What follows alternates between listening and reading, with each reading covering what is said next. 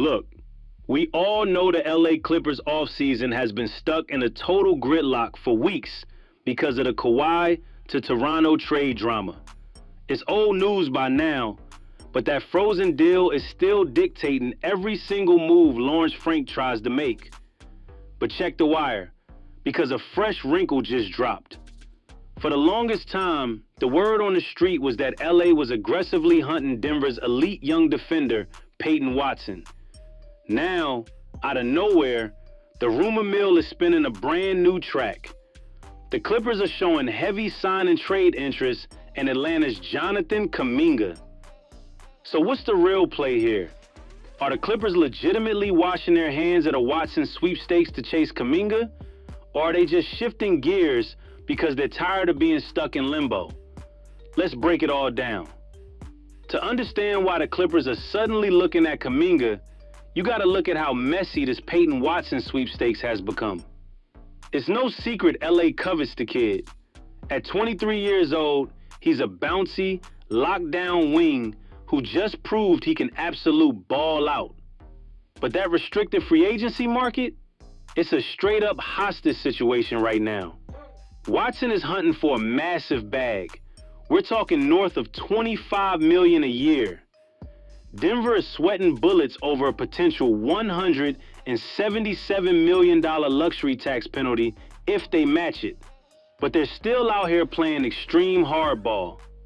And the Clippers aren't the only ones dealing with this headache.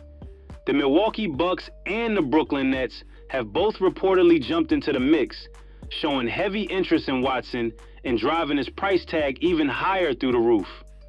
Worst part is, the Clippers can't just overpay to force Denver's hand and outbid the competition. Why? Because the league has been probing the Clippers for 10 months over past corporate endorsements with Kawhi. And because of that open investigation, the Raptors hit the pause button on the Kawhi trade. Toronto refuses to finalize the paperwork and take on the risk of any potential league penalties. With the Kawhi trade assets totally frozen by Toronto's cold feet, Denver is capitalizing on a heavy market interest from teams like Milwaukee and Brooklyn. They're out here demanding a king's ransom for a sign-and trade, eyeing core Clippers depth like Derrick Jones Jr. plus multiple draft picks just to let Watson walk. The Clippers simply cannot afford to gut their entire asset chest under these conditions.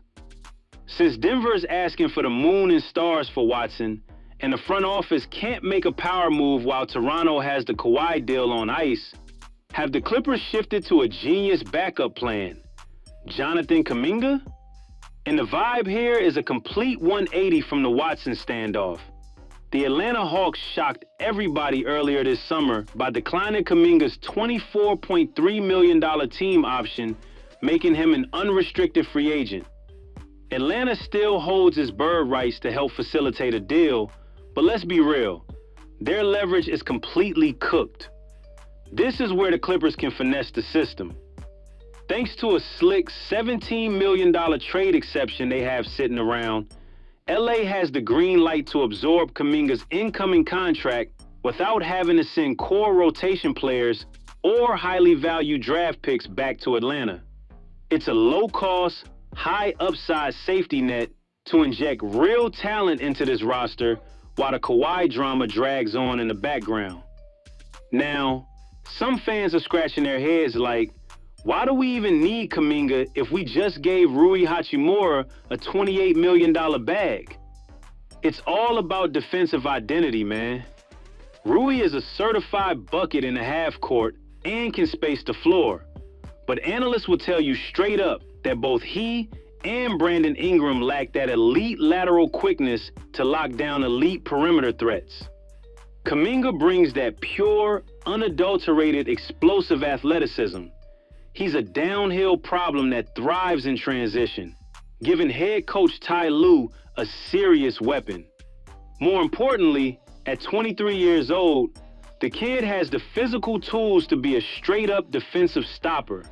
He can guard multiple positions and take that heavy defensive lifting right off Rui's shoulders. An athletic forward rotation alternating between Hachimura's spacing and Kuminga's raw power makes this new-look Darius Garland core incredibly dangerous.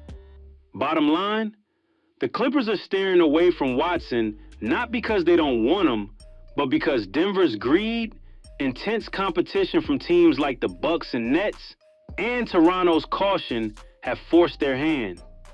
Snatching Jonathan Kuminga via an Atlanta sign-and trade is a low-risk, high-reward chess move that keeps this young squad heavily competitive right now.